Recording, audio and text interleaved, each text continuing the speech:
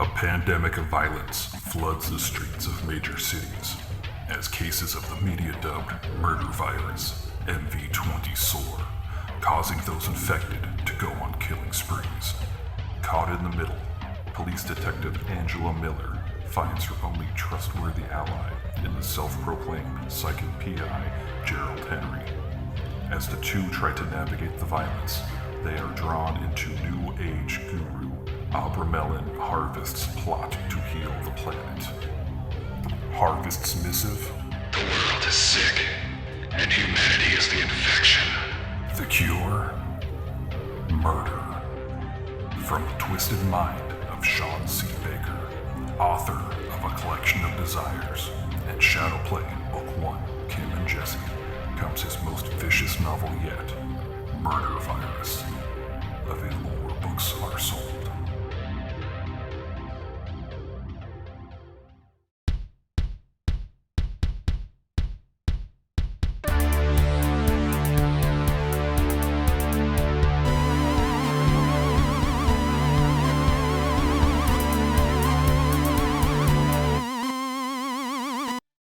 Hello, welcome to another episode of the Horror Vision Horror Podcast. I'm Shawn. I am Dark Lord Anthony. And Tori will be joining us in just a moment. This is kind of impromptu. We actually set out about 2 hours ago to record this episode and ended up recording what will end up being the debut episode of our metal-centric podcast, Beautiful Brutality. So watch for that or listen for that soon, as it were. What's going on, man? Since 10 minutes ago that we got done talking about metal. Well, it's funny because we all had our notes and our stuff stacked up next to us, so we can kind of delve into our horror centric stuff, and then it ended up becoming this thing.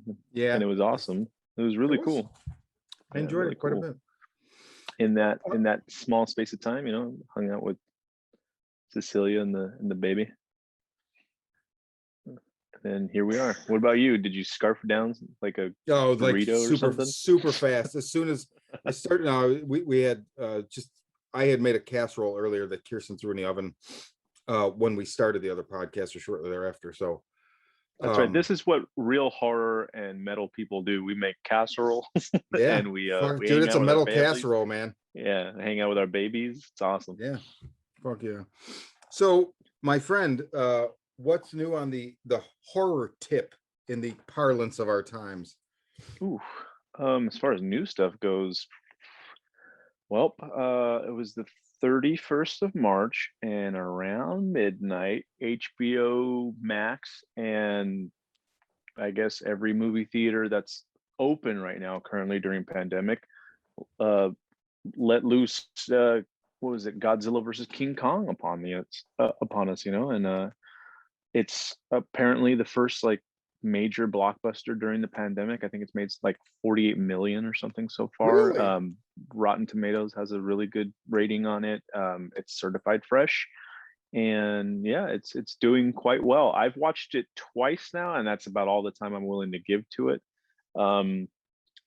It's fun. It's a popcorn flick. It's exactly what you expect. A bunch of CG monsters smashing into a bunch of CG buildings with really cool neon lights. Directed by Adam Wingard. Everybody knows him from You're Next and his ABC's of Death stuff, and The Guest. Maybe The Guest, and I love The Guest. The Guest is fucking great. I watched The Guest recently, and I think I was gonna use it for the show, and I didn't. But yeah, I fucking watched that movie a couple months ago now, and it still holds up. It's a great flick.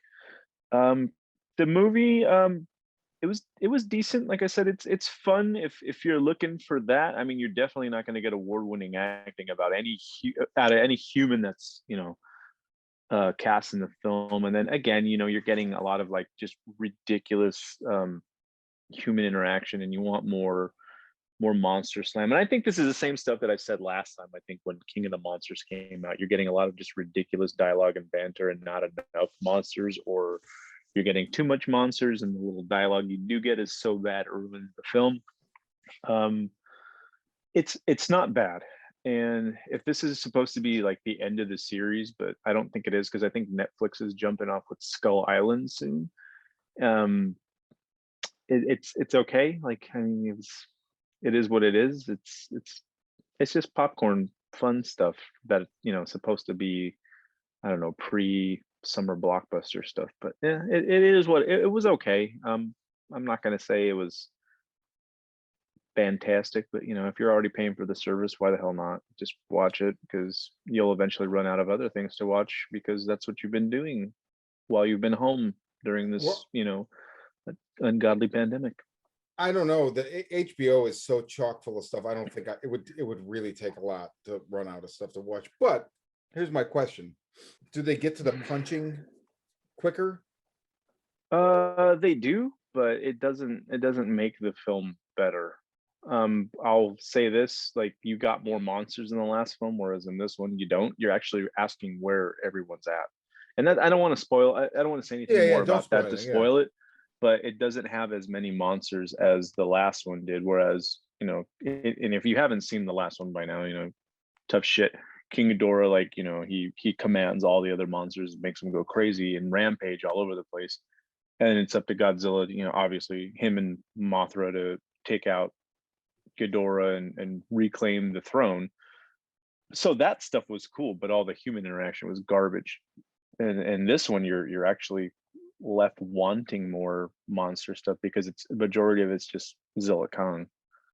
I mean, am I wrong in that? Maybe I fell asleep more frequently than I realized, but I feel like there was no monsters in the first like hour of that movie, and I thought it would just be. I mean, it's just all quick clips, like, this is happening in Tokyo, this is happening in Canada, this is happening in New York, this is happening here, and it's just random stuff. And I'll be honest, I said this the other day too. What was it? There's that movie with The Rock. It's based on a video game, and it's got all these like giant Oh, wolves and giant Rampage! monsters. Yeah. Rampage was 10 times more fun than these last two movies. I remember you saying that, definitely. There's like the monster carnage that happens, that is so much more fun and enjoyable and likable, and you're able to like develop connections with like certain monsters and stuff like that. It's fucking cool. And these two movies, and it pains me to say, because I'm such a big Godzilla fan, these last three films have just been awful. However, I will say that Kong Skull Island was pretty enjoyable. Even if you hate Sam Jackson, it's not a bad flick. It really is pretty good. He's Sam Jackson. Whether you Yeah, call him exactly. Nick Fury or whatever, he's still Sam Jackson. Yeah, but the Kong's presence and like the monster sphere that they have going on, like, where, well, in the domain of Skull Island, like there's plenty of cool shit to look at to keep you entertained. Yeah, that's just what I have to say about as far as new stuff goes. But and as far as new watches for me, how about yourself? I'm gonna go. So I decided I wanted to do this. Last episode you reviewed Wrong Turn, the new 2021 version, and I in no way am I contesting your review, but I mean, you panned it, and we give everything. Like I said at the time, I know you to be a very fair and equitable person. Some things are not going to be for us, and when we see stuff that isn't good and people shouldn't waste their time on, we're going to call. We're going to say it. But I did think, for newer movies, maybe it'd be cool if only one of us sees it and we review, because obviously because of the pandemic, we can't get together and like watch a movie and then talk about it, right? So there's ways around that, but it's with everybody's schedule, it's hard. So I had proposed to you guys, I wanted to do a segment called Second Chance, and that's basically, so since you watched it and you were the only one that saw it, I was like, you know what, I'll pony up this time. Let's give it a second chance. So I'll watch it before the next episode, and then I'll give you my take. Not to say you're wrong, and just to give it the movie another second. No, absolutely. So I watched it last night. I rented it for $5.99. This is Wrong Turn 2021. As you said last week, this is directed by Mike P. Nelson, and it is written by Alan B. McElroy, wrote the original Wrong Turn, which I don't know that I've ever seen another one of these movies. Is Elijah Dushku in the original? Yes, she was. I may have seen that back in Chicago with my friend Dennis. Maybe. I'm not sure. She's got this. Yeah, they offer in this excellent fashion where they like axe her through the face and like stick her to a tree. So you see like the top part of the head like slide forward on the axe, and then her body just falls through all these limbs through the forest. It's fucking cool. It sounds familiar. Unfortunately, it's like one of the only cool. It's like one of the only cool kills in there, but she goes out in like really awesome fashion.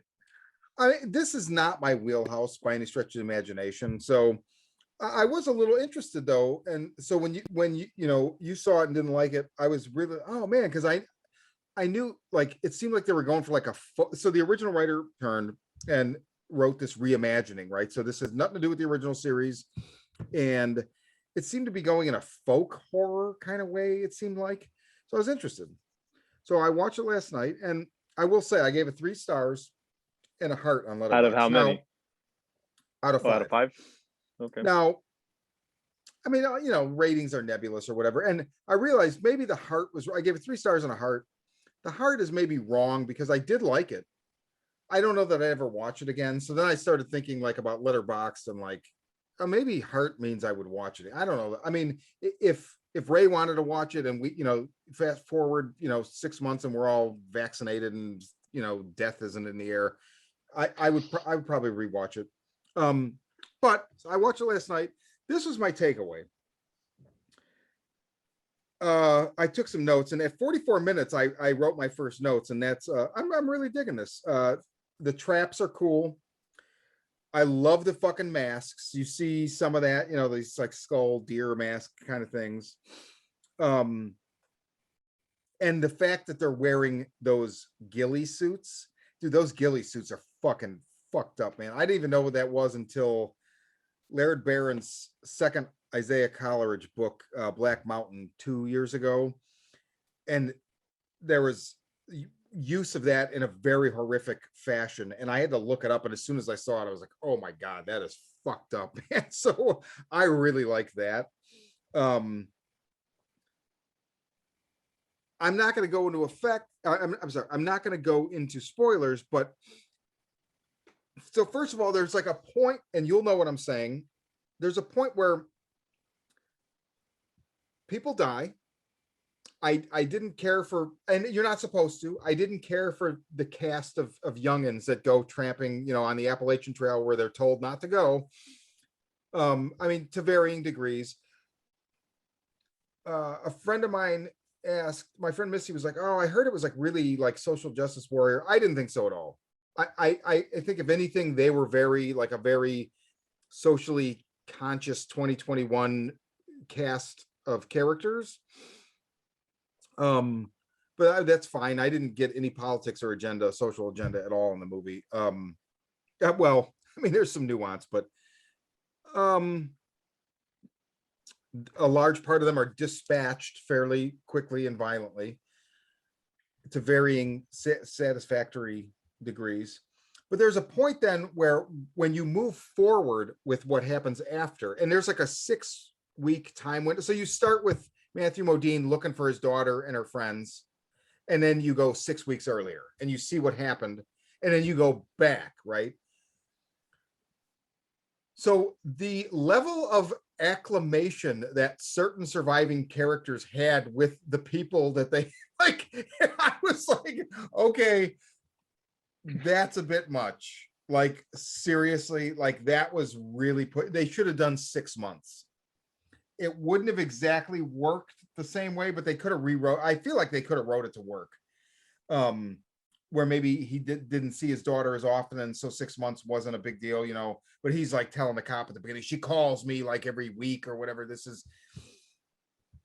So that was a bit much. And also there's a point early on where one of the cast of kids kills a would-be attacker, and one of the characters has this huge hang up about the fact that you just murdered this person.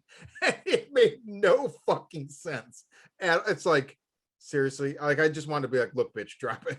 Like, seriously, it's really, it is the right thing to do that. And whatever. But you know what?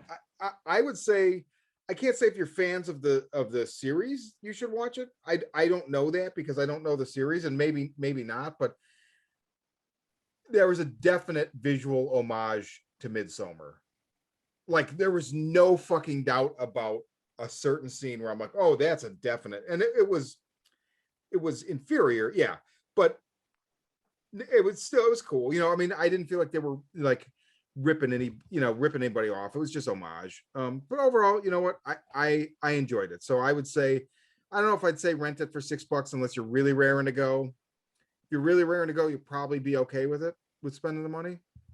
But yeah, you know, otherwise maybe wait till it's streaming free. So Fair and enough. we are about to be joined by Tori. Any further wrong turn thoughts, or you want to just like drive over here and smack me upside the back of the head?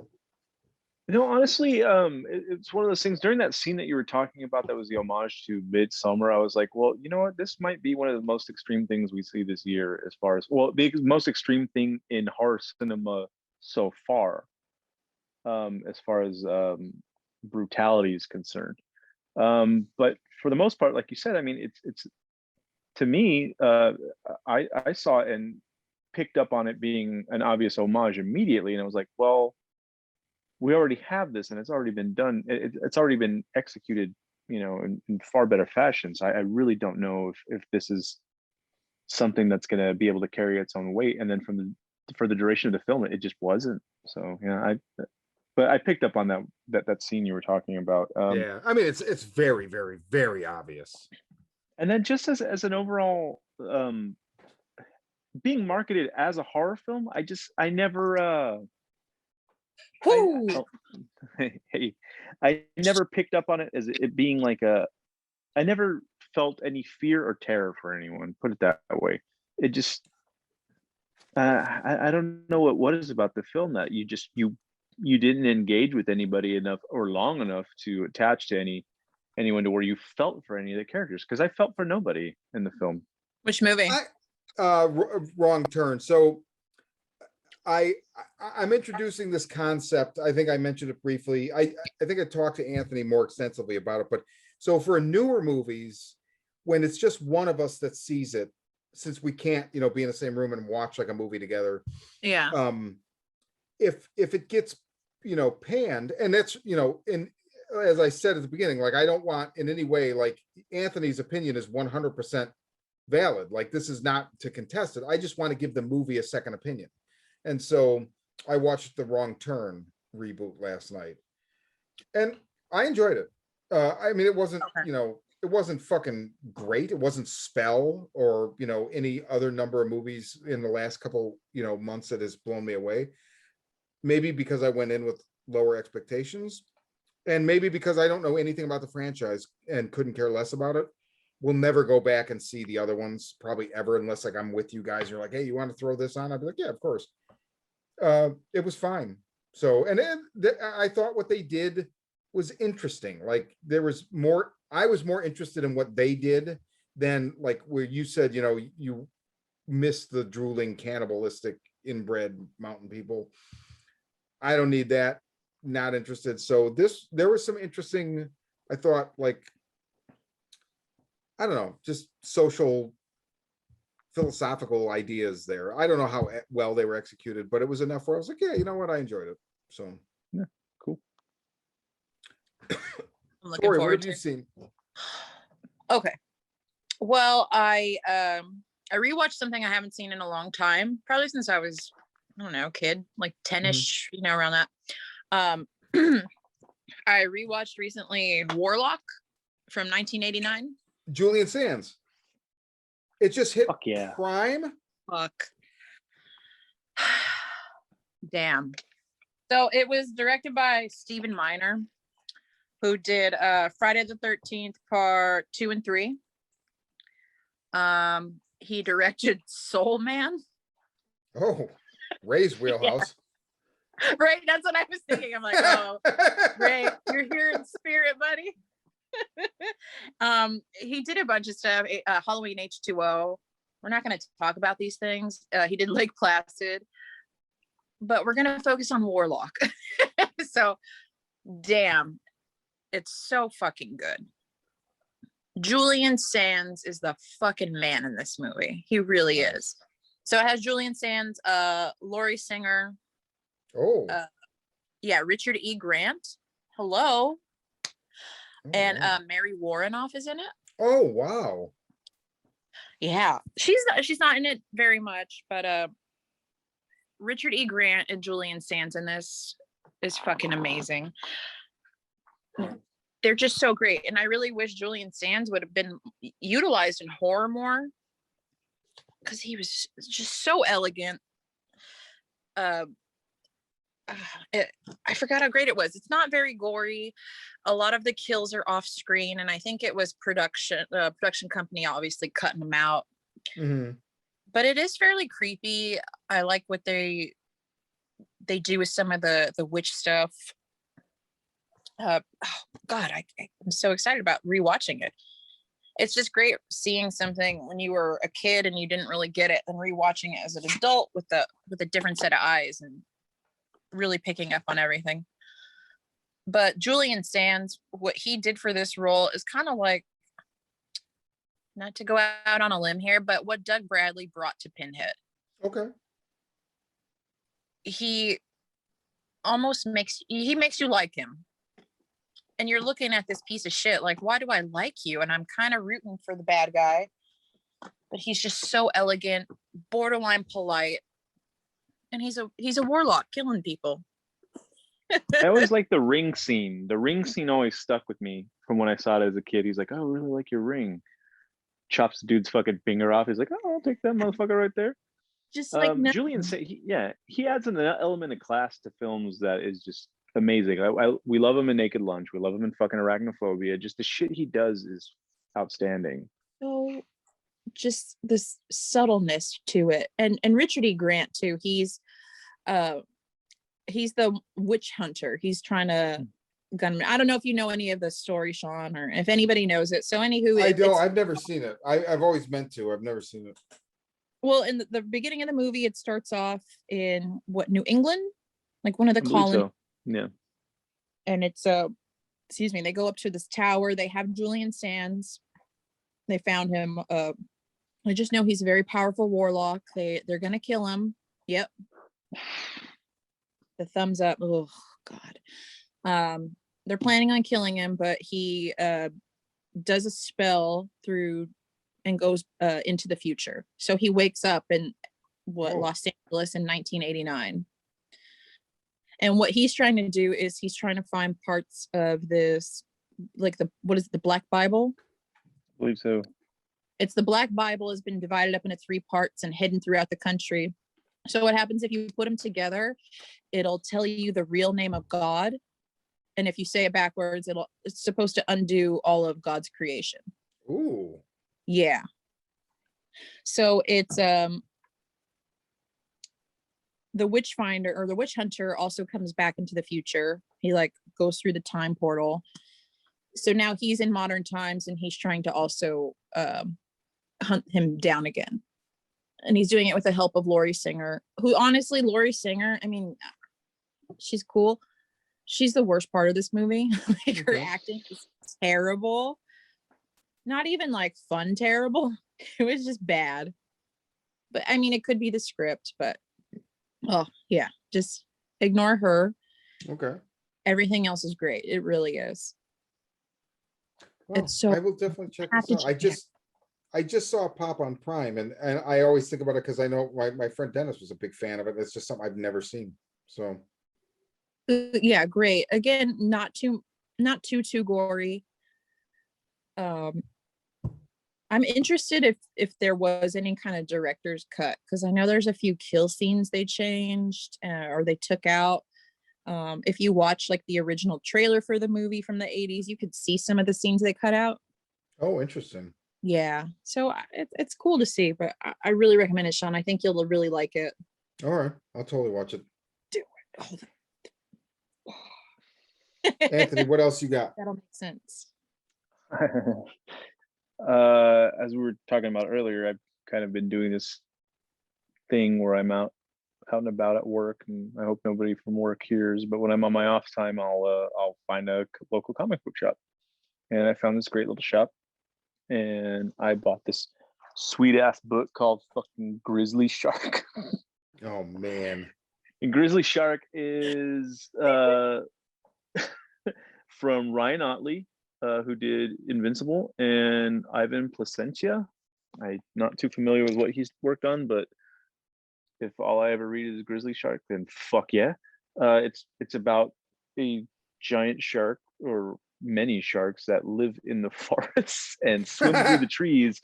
They swim through trees and just pop down on unsuspecting like joggers or anybody. The running gag is like anybody who like gets a nick and, you know, drops like a little drop of blood or something like that. These giant sharks come out of nowhere and just maul them and like bite them in half and pull their heads off. And That's amazing.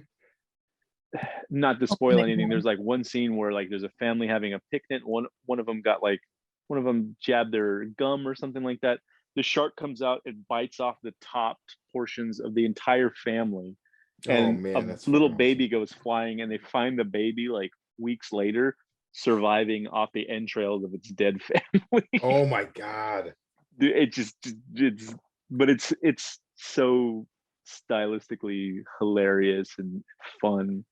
I really had a good time reading this one. So post the cover on our Instagram. I feel like that'll absolutely, as soon as you see the cover, like you're like, you know, you're in for some ridiculousness. And it was a limited run in 2016. I think it only spanned maybe 3 issues and one more like follow-up issue to kind of wrap up the series.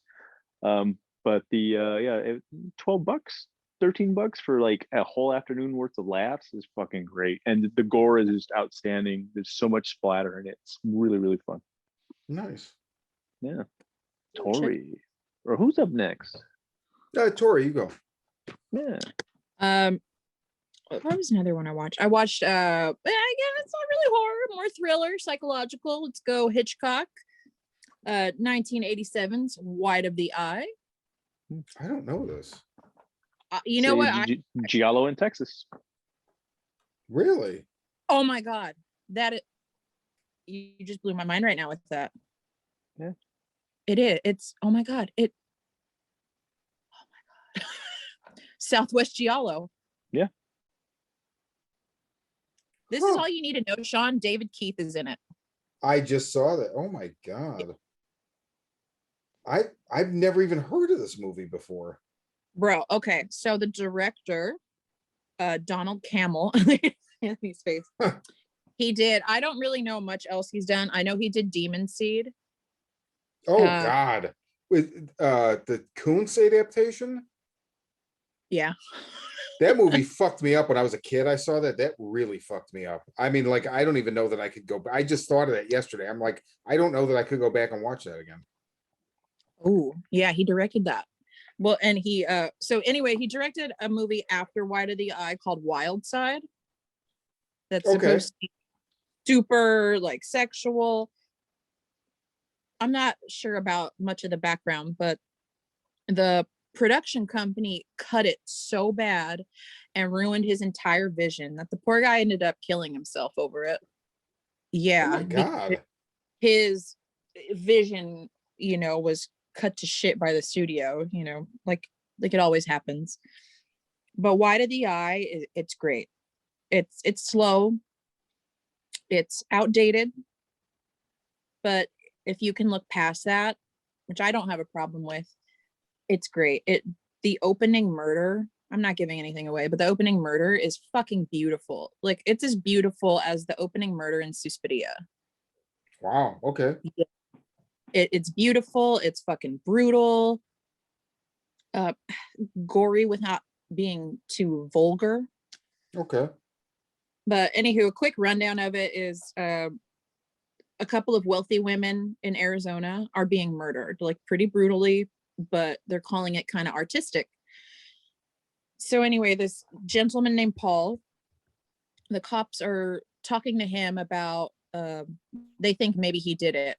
So it's them looking into the investigation. And then his wife is now starting to think maybe there is something about him I don't know. So yeah, not to give anything away, but it's her trying to figure out if she really knows who her husband is. And the police investigation at the same time. Oh, Oh, that's a good setup. it really is. And oh man, it has this like, I don't want to give it away. There's a great shot toward the end where one of the actors is wearing the cam on him and they're like moving around and taunting someone else. And just the way that they did it, it's so fucking creepy. Oh, I don't want to give anything away. I'm trying to hold back right now. Right. I'm down. I'm totally down. It looks like it's on AMC. I can't tell. It on IMDb. It says AMC Plus. It's which on is show. different. It is. Yeah. Okay. Boom. They must have just added it. Cool. I'll tell you. Which they added a ton of shit like in the last week or two. I was like, holy cow. Dude, they have Nick Mason from Pink Floyd did the score to the movie. Really? Yeah. It was, Oh. I think, one of the first things he ever did that wasn't Pink Floyd related or something like Oh that. wow. It's cool. I love just the cinematography. It has these great like Arizona desert shots. Nice. The finale's filmed in an abandoned copper mine in Arizona. So Oh god, that sounds fucking awesome. And so Anthony, you're familiar with this as well. Yeah, I have the Arrow release. I bought it probably I think when I first started really collecting Arrow, so it's been some time now, but it was like one of the first imports that I got. And yeah, so I haven't seen it for some time, but yeah, I remember I was talking to Ray about this recently, and he had recommended it to me. I was like, oh, I know that one. But yeah, it's out there on Shudder now, and it's pretty kick-ass, yeah, giallo thriller that's set, in the Southwest and American Southwest, which is really interesting and cool. I dug it. That's very cool. Yeah, but it's been years since I've seen it though. But yeah, it's in the collection. It is in the horror vault. Nice. it again, it's slow. It's a slow burn. It's kind of quirky in parts. Like I feel like maybe the director was watching a little bit of Twin Peaks at the time, which is it's a total compliment. Like it's like everybody's kind of slightly quirky, but in a good way. It's like it has almost this surreal haze to it. I think that's a fair bet, because I was going to say Wild Side, when you mentioned it, I looked at it, and it's Walken and Joan Chen who played Josie Packard. So he was clearly, Twin Peaks fan, or aware of it at the very least. So David Keith, like I've always loved him. I think he's a great character actor, but really seeing him in this, I'm kind of sad that he wasn't more of a main man, or he's so good in this. Oh, all right. So underappreciated. So I wanted to mention that my friend Missy I didn't know about this at all. Darcy the Mail Girl. So Friday starts in the third season of The Last Drive-In with Joe Bob Briggs, and Darcy the Mail Girl has a Patreon called The Lost Drive-In. I joined it, and it's all, so I didn't know Joe Bob before Shudder. I never had cable. I fell in love with him just based on that original Marathon. And I'd always been curious, you can go on YouTube and see clips of the old shows or whatever, but I was curious. But so I remember him saying last year at some point, like, oh, we're going to have an announcement. Like somebody on Twitter asked him about like, oh, is there any chance of like a box set of the old stuff? And he's like, we're going to have an announcement soon. I never heard anything else. Well, this must have been an announcement, because they're obviously not going to pay to have the rights to all the movies that he hosted, because that's what he did, right, on AMC, or no, the movie TMC. And then again, I think on a different channel, he did Monster Vision and whatever the other one was. They're never going to pay to show you those movies, but his segments, right? So she has, if you join his Patreon, you have access to all of them.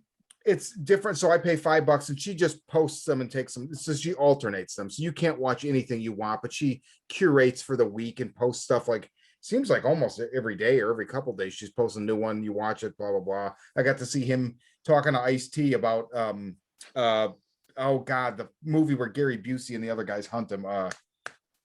Oh, It's on a, God I damn it! I was thinking about this movie the other day. it's not the most dangerous game, but it's something like it. I god damn it. But anyway, I mean, I'm like, dude, fucking Joe Bob talking to Ice-T for like, probably 30 minutes of segments or whatever. It's really cool. So, Street cred. yeah. If you're a Joe Bob fan as I am, to me, it was a no-brainer. I immediately just like $5 level, boom, immediately. So, and Darcy's great. She's very active on it. She responds to you if you message her or whatever, blah blah blah, as she is on all social media. So it's just really cool, and it's helping me get pumped up for the new season. So, what else you guys got? Oh, excuse me. I did a rewatch of Prometheus. Currently I'm going through like the Alien versus Predator expanded universe in comic form via Dark Horse. I've talked about that recently, but today I had a bit of time. Me and the boy sat down on the couch and said, let's watch some Alien mayhem, and the movie's still fucking terrifying when it needs to be. It's beautifully scored. It's held up, and I know a lot of people dislike the film because of its the way it kind of pushes out, the mythos behind aliens that was, brought forth in the expanded universe, as far as like Alien Prime and there being a home world, et cetera, and it just ended up becoming this other thing, but it's still fucking beautiful. And, the way it led into Alien Covenant, I still love that film as well. Yeah, it's worth the rewatch. Still a great fucking 2.5 hours that I was just completely, eyes locked to the TV screen the entire time, except for when I would look over and make sure kiddo's still breathing. Beyond that, yeah, that fucking movie's still fantastic. Nice. It really is. I mean, Yeah. I've seen YouTube videos of people just ripping it apart, and I've gone back to watch it, and I'm like, do I really not like this movie? Am I just, are people feeding into it? And it's like, no, fuck you. I like this movie. I like Alien 3 too. So I rewatched Predators recently too, the Robert Rodriguez. Dude, that's fun. That's a fun fucking movie. Fuck yeah. It really is. Oh, have you guys seen Lake Mungo? No, but this keeps coming up. Okay. And I know they just added it to Shudder, and I'm going to watch it because I don't even remember now. Something this week, I was like, I need to see this fucking movie, and then I saw it was on Shudder. I was like, okay, I'm watching this. Okay, so I do the same. Okay, I don't want to talk about it then this episode because I want to hear other people's opinion. Okay. And I don't think it had ever been released on Blu-ray. And I think Second Sight in the UK just announced like a 4K edition of it. So I'm really hyped to import that thing. And then, yeah, it's on Shudder now, but I still want to see it like soon. But yeah, I've been hearing about it for a long time now. Yeah, me too. Okay. I want to hear what you guys think, definitely. So I'll talk about it next. Hold on. Okay. I don't have anything else. I did want to mention though, Waxwork Records dropped a bomb yesterday. They have a soundtrack vinyl for Rob Zombie's Lords of Salem, which I've come to absolutely fucking love that movie. The soundtrack is weird because it's partly the stuff that John 5 did, like the song that the Lords send her. I love, like I could just listen to whatever that droning thing is for like a day and I'd be fine. So I'm sure that's on there. But it looks like if you're looking at the titles, it's like, as with all Rob Zombie movies, 70s rock song, then score, 70s rock song. And it's like Rush, like the Power Radio, not my wheelhouse at all. So I don't know how, but there's a second disc and it's the black metal. Yes. And oh my God, that was, I ordered it as soon as I saw that. I'm like, I'm in. Then what I didn't realize was there, and I wouldn't have ordered this because it was $300. There was only 20 made, but they had an edition that comes in the fucking wooden A box. wooden box. Oh my God. That shit sold out immediately. I would not spend $300 on that, but it looked really, really cool. I've been wanting that soundtrack on vinyl since that movie came out. And of course, never there, never there. Look at this beautiful release. Oh, the artwork's gorgeous. Oh, It's man. gorgeous. I love that movie. I think that movie is so fucking good. I agree. I totally don't agree. care think about Rob Zombie. No, it doesn't matter. And the first time I watched that movie, I was like, whatever. But the second time, as soon as I realized it's just him doing his version of Argento, and like it's fucking great. She's great in it. Like any complaint that you can ever have about her, in some of his stuff, it's invalid. Like it is a great performance. Everything about that movie I absolutely love. And that artwork is gorgeous. I don't know. There's something about a naked chick laying on a goat. Who knew? I don't know. A few of my favorite things. You like Lords of Salem? I've never seen the film. Oh, it's worth seeing. I think I watched, what was it? The second film in his trilogy, and I was so appalled at how bad it was that I never watched anything again until I think Halloween. And then I enjoyed the first one, and then the second one was just awash with nonsense, and I never went back to him. So I think I tried one more time with 31, and I turned it off within like the first 15 minutes. I was like, I can't do it. I couldn't either. You might dig Lords of Salem is so not like anything else he did. It really is. You're like, he went. I'll tell you what, I'll be that guy for y'all. Y'all have given it a good review, so I'll go ahead and check it out and see if it's good. I've heard great things from a lot of people about it. I'm very untrusting of them. So I get it. But I'll give it a go. I'll give it a go. Yeah, why not? I've only got one more thing. What do you got? I read this, which is The Last Winter, written by Larry Fessenden, Robert Lever, and Bram Revel, and pretty cool little book. It is the graphic novelization of the film The Last Winter from Larry Fessenden. It is pretty much beat for beat. There's not a lot more new stuff in there. It still has that I'm not going to go on about it because Shawn, I don't think you've seen it yet, right? I've seen the movie. Yeah. Oh, you have seen it. Okay. Not in years actually, but I have seen it. Yeah, same. So it was a refresher when I read it. I was like, oh, okay, so it's pretty much the film. So there's not really much new in it. The art style is pretty cool. The characters are modeled after characters in the film. It's decent. It was a fun little book. It was nice to see that again. I haven't seen it since I saw it on shelves. What was it, back in like 2008 or something like that? So it's been some time. I recently got it on a pretty good deal. Found it on eBay for like, I don't know, $6 or $7, and the trade's in great. The trade's in great condition. So I was really happy to sit down and read that. But I remember just being enamored by the film on just the tight budget that they had and what they were able to do, and just the overall creep factor. I mean, anytime you said anything that's like in either Alaska or the Arctic, or you're doing something to that degree, the amount of loneliness, the heaviness of the loneliness from your surroundings is always just becomes this imposing character that I think you become the most fearful of. And then obviously with what other madness is out there, be it monster or paranoid people that are after each other or what have you. But I thought it was a really solid like eco horror flick. It's a cool film, and the book reflects that as well. I'm definitely buying that. I got great news for you. What? I found another one for like $5. I got a second one sitting here. Really? Woohoo! Yeah. Take it. With Shawn's I arm. have presents for you guys. Tori? You guys, Slashback video is open again. Oh, Yes, really? they are. Yes. So everybody should go check it out. Do you have your membership card still? No. Oh man, if so, I went the first year and I got a membership card, and they're free. There's just a stack of them on the desk.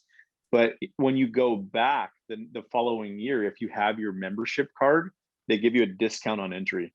Shut Oh, the front that's cool. It's in my fucking wallet. I'm serious. It's awesome. next to Wow. my Mulder and Scully FBI ID. Bam. Nice. So next time, let's do homework. Let's do Lake Mungo. I'll tell the others as well. There is an alternate dimension that we have to talk about, and it is called The Most Horrible Library. Chris and I are doing a horror fiction literature show called The Most Horrible Library. We interviewed Kelly Jones Kelly Jones just basically talked for 3 hours, which is fucking amazing. Outstanding episode, both of them. Interviewed Jeremy Hahn, who his Patreon is, I also highly recommend. I can watch that man ink anything in time lapse and it will just melt the stress. You know who else's Patreon we can talk about is ours. Oh yes, and we have a Patreon. Yes, and that is yeah, go for it, man. Rip it. Well, I feel like it's still a work in progress, but there's 4 tiers, and all of them come with access to our Discord community, where we talk shit, throw trailers back and forth one another. Dick pics.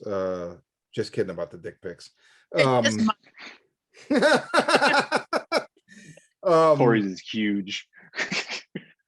But yeah, I mean, it's horror fanatic social media, and we just like to talk to people. So what?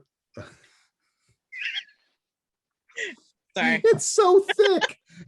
Oh well. That won't be enough adequate receptacle, my friend. But yeah, so you people can check that out. It's Patreon / the Horror Vision, I think. It's the Horror Vision / wait, no, is it? I think it's Patreon / the Horror Vision. But there's also a link on our website, I believe, or if there's not, I'll go put one up real quick. We have merch too. Yeah, and this is something I always forget about, because like I've seen people post photos with our merch and like we've never gotten money for it. I don't know how that works. I'll have to figure that out at some point. I don't have any. Those shirts are Me fucking neither. cool too. Dude, I'm telling you. Buy them. Buy them shirts. Maddie and Kenta have merch. I know. They do. Right. Dude, we have I when I found that other podcast that has our name that started a year after we started, every social media, anything, I gobble it up just so they couldn't get it. And fuck. As always, hit us up on Twitter. Hit us up on Facebook, I'm on Instagram. our Twitter a lot. I'm on it. You guys can message me. Nothing creepy, but yeah. Yeah, nothing creepy. Don't be gross. Save the Don't creepy be gross. stuff for Ray. He likes, because I'll send you gross stuff if you send her gross stuff. So don't be Exactly. gross. Send me gross stuff. I will post that shit all over Instagram. Yeah. I will shame the fuck out of you. Nice. Damn right. And well, you should. But yeah, okay. Well, for another episode of the Horror Vision Horror Podcast, I'm Shawn. I'm Tori. I am Antichrist Anthony. Oh, And yeah, that was good. That was really, you're getting good with those. And we will see y'all later.